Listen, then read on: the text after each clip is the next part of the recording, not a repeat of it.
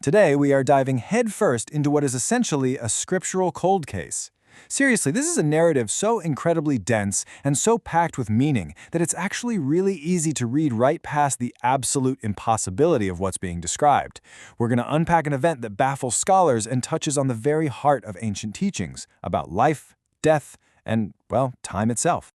Okay, let's kick things off with a hard and fast rule. Throughout ancient Hebrew scriptures, like the book of Job, for example, we see a very firm foundational law regarding human mortality, and that is the absolute permanence of death. These ancient writers, they were profoundly realistic about the end of life. The rule was simple. Once you cross that threshold, you do not come back on your own power. The natural order is set in stone. And that brings us to a massive contradiction.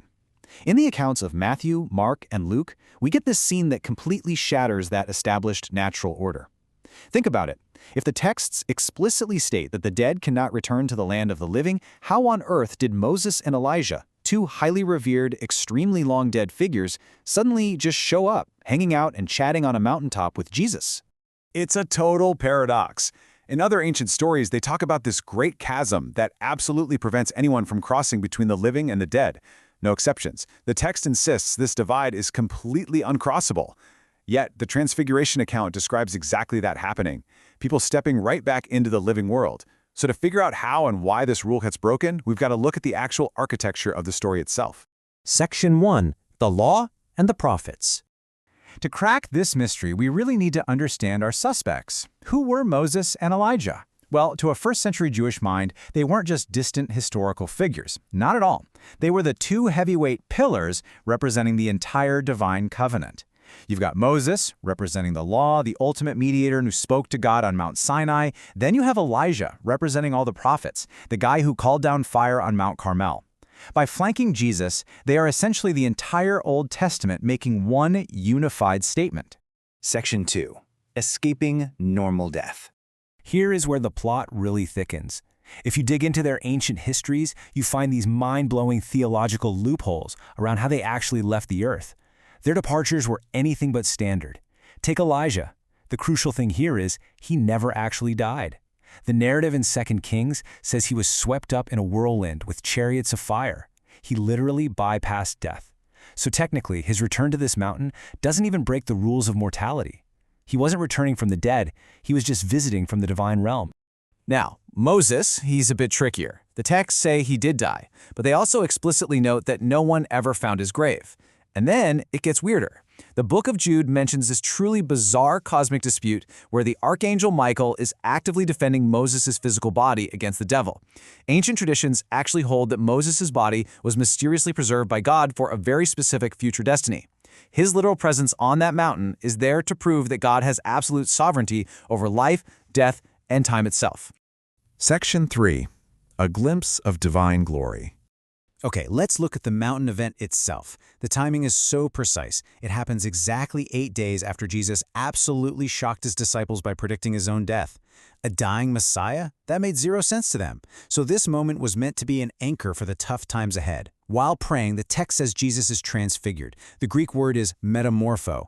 And this is key. He wasn't transforming into something alien or new. Instead, he was basically peeling back the human filter to reveal the radiant divine glory he already possessed.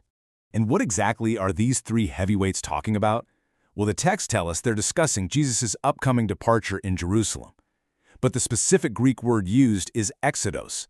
They aren't just chatting about a tragic death. They are talking about the ultimate exodus, a complete liberation from the slavery of sin and death, which is just a perfect, poetic echo of the literal exodus Moses led centuries before.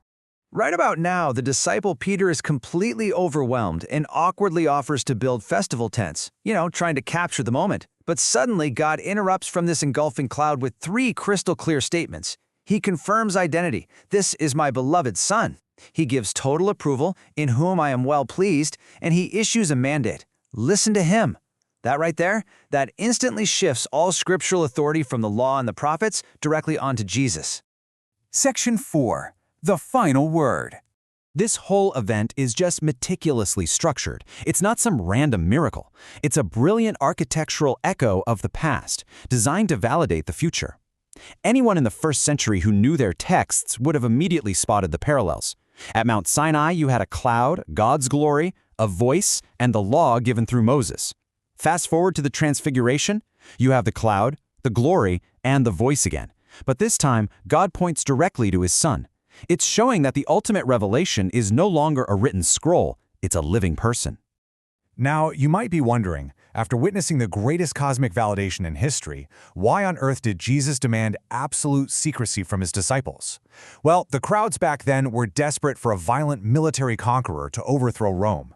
If word got out about this glorious mountain event, the public would have entirely misunderstood him and likely sparked a massive political uprising.